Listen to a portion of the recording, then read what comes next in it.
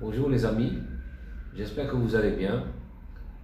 Si vous aimez bien ces vidéos, essayez de partager au maximum et abonnez-vous. Et donc je continue, j'ai le plaisir de continuer également à propos de notre thème qui est l'investissement d'une manière générale, l'investissement au Maroc. Donc nous avons développé la dernière fois le programme d'investissement, ses composants, ses détails. Bien entendu, j'essaie de voir l'exploitation prévisionnelle et donc j'essaie de dégager les points forts d'exploitation prévisionnelle. Cette exploitation prévisionnelle doit être réaliste, objective, cohérente, bien entendu avec des valeurs actuelles nettes positives et un taux de rendement interne assez important pour pouvoir comparer et bien entendu opter pour l'investissement.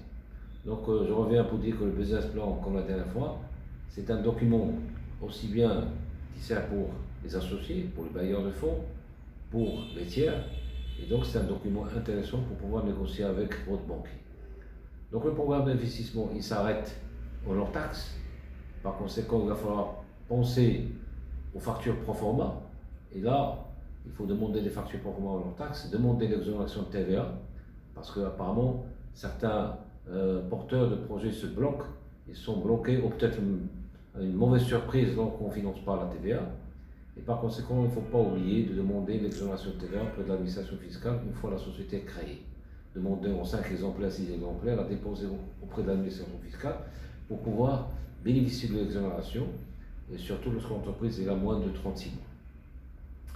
Donc, une fois arrêté le programme d'investissement avec ses composantes physiques, matérielles et immatérielles, bien entendu, rappeler la notion de fonds de roulement, je passe de l'autre côté à la notion de plan de financement. Donc, ce sont des ressources que vous allez mettre en œuvre.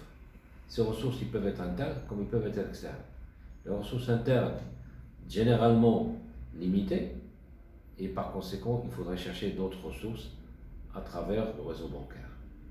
Donc, les ressources internes, comme vous savez, tout ce qui est capital initial d'investissement, des apports des associés, des apports en compte courant associés, des quasi-fonds propres, et bien entendu, la principale composante lorsqu'on veut réaliser l'investissement, c'est la partie dette à long moyen terme, crédit bancaire. Donc, une durée de 5 à 7 ans pour le moyen terme, jusqu'à 12 ans à long terme.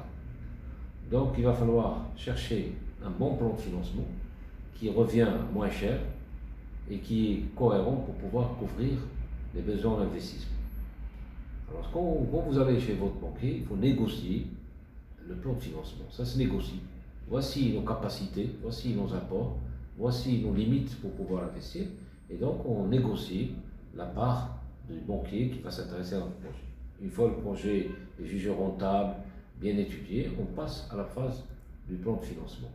Donc, le plan de financement, il va un petit peu attirer notre attention pour pouvoir chercher un meilleur plan de financement.